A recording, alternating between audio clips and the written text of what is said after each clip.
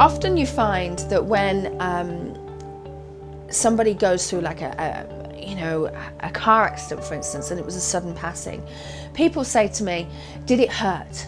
Did it hurt? And then I ask the spirit and they go, no, it didn't hurt. Or you'll get a spirit say, it didn't hurt. And people question it. And the reason is because the soul, your spirit guides are preparing yourself. They know when it's going to happen. And what happens is the spirit guide just says, hey, we're whipping you out, and they pull you out of your body just before impact. So the soul doesn't take the impact at all. Those people who have had the suffering and are really preparing for death, those people who knew they were going to pass 5 years, they've suffered with an illness. They can't quite jump the queue. They can't quite, hey, I'm not going to go through this. I'm not going to go through that. They can choose not to, but actually it's in their best interest to do it. The people who really work upon themselves, who really go through the lessons and try to become the better people and deal with situations in this lifetime, are the ones that are going to deal with the afterlife better. And so those people who haven't, have had the time to come to terms with the afterlife, it just depends on the nature of the person, because you can get cranky. Let's face it, you can all get cranky when you're getting ill and not going to survive. And so not necessarily do they jump the queue. So those people who have actually had a long, drawn-out illness, they've actually got the chance to say goodbye. They've actually got their chance to reflect, say their goodbyes, and often they do reflect. Those people who have had a sudden passing, in their subconscious mind, they know it's going to happen.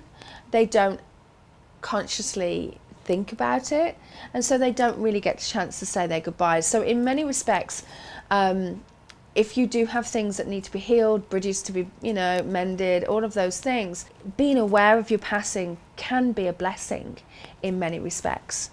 Parents who have lost a child, and maybe the child passed in a car accident, or they couldn't quite get to the hospital in time, they never got a chance to say their goodbyes.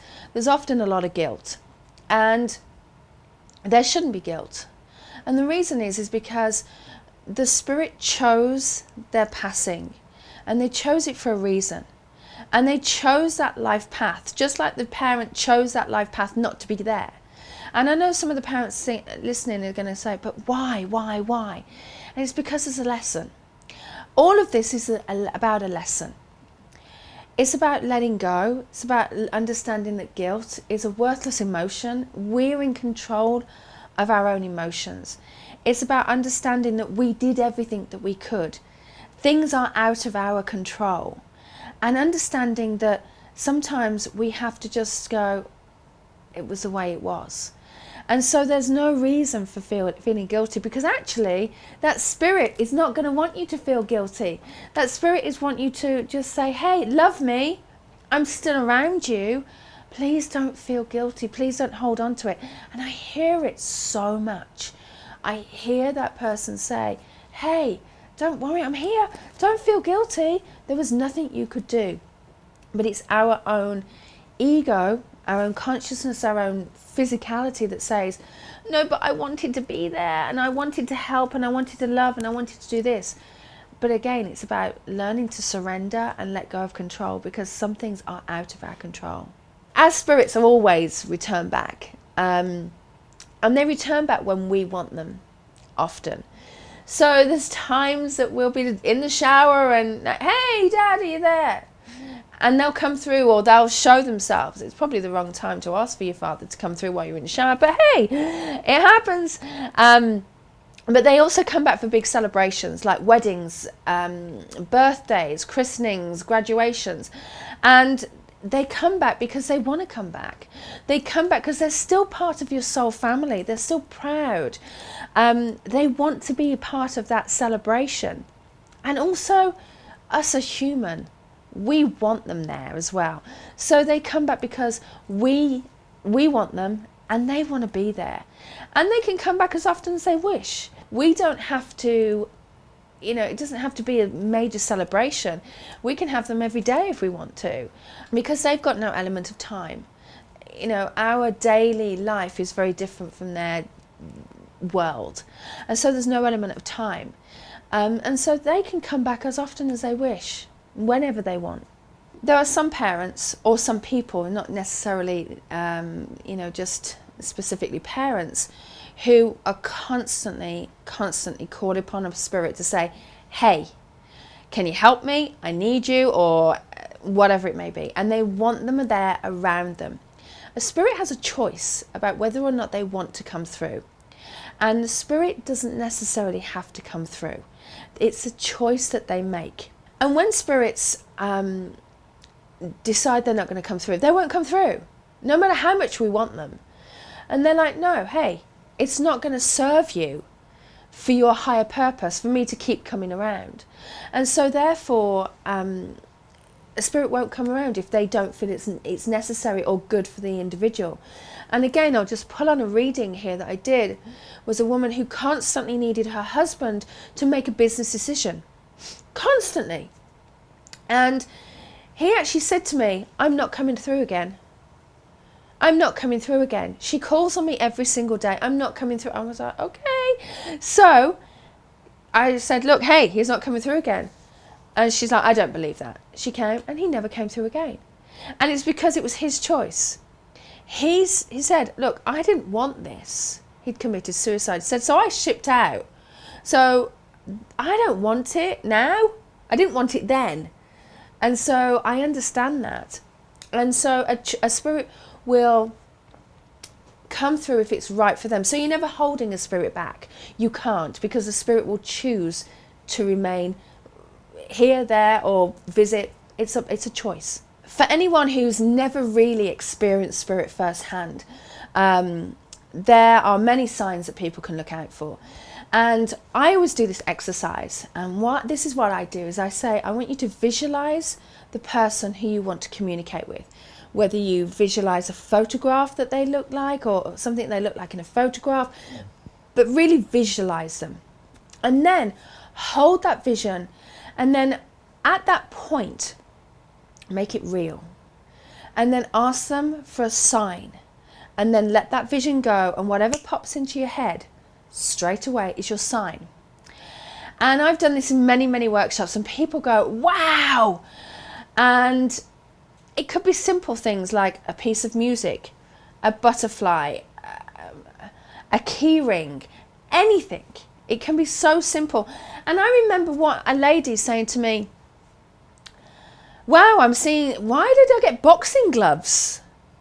And I'm thinking, where is she going to see boxing gloves? Anyway, next thing we know, the lady behind her drops her car keys with a set of boxing gloves on the key ring. And I'm like, there's your sign. Just to say, hey, I'm here. And those are the things that you have to look for. Cloud formations, dreams are incredible. All of these things, when a loved one comes through and they drop us a sign, and it's when you go, is that my loved one? That's when you've got your sign. The spirit will never feel guilty for the turmoil that they've left. And let me explain the reason. Is because they are now going on to a more highly developed vibration. They are aware of the life lessons, they're aware of the life contract, they're aware of the plan. So therefore they understand the reason why they've had to go, and they understand the plan and the life plan of the mother, the father, or the husband, or whoever it may be, and what that impact is going to have in their learning, in that person's learning.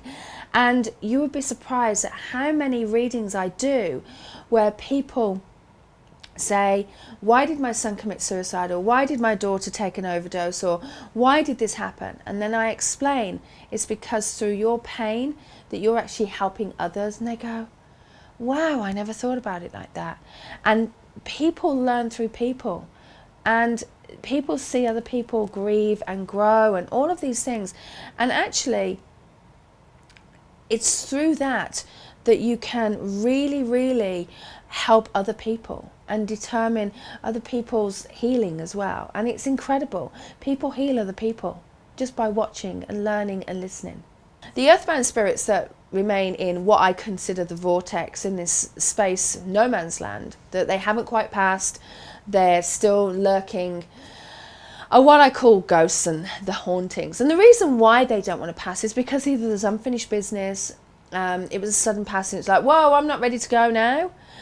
It's an ego thing. They have a choice to go. Their spirit guides are constantly coaxing them and saying, hey, come on, let's go. But most of the time they stay because there's unfinished business. And I would say it's a very small percentage that remain in that space. Not many people realise, but actually the spirit world is 3 feet away from us. And actually we come out of our body at about 20-degree angle from our body. So we don't raise up to the heavens.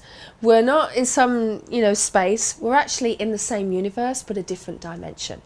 A medium makes a connection with the spirit world quite easily. We actually get into a meditative state and we raise our vibrations. And we have this aura, we open our aura up and it's almost like bees to honey. They're like, oh, there's the medium. Ooh. So they zoom to us. And we open that vibration and they lower their vibration. And so we meet in the middle.